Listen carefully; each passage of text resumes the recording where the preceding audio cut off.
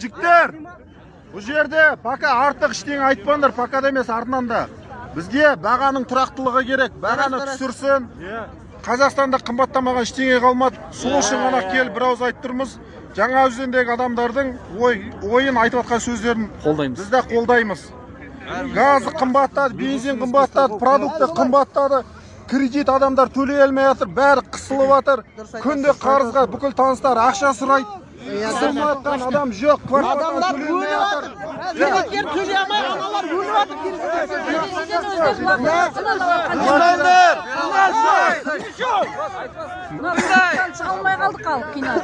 Айлық көбісі көтерілген жоқ.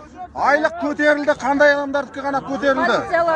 Органда істейтіндер, лауазымды адамдар, собырлар, соптар, ОМОН, спецназ, мұғалімдердікі көтерілді.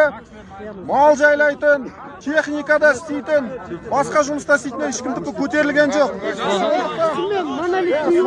Сол адамдар кредит төлей алмай жатыр, Депутаттар миллион айлық. Сондықтан баға бұрынғы орнына келсе болды бізге. Басқа ештеңе жоқ. Бағаны реттесін, бағаны тұрақты қылдырсын. Айнала бәрі қысылып жатыр адамдар.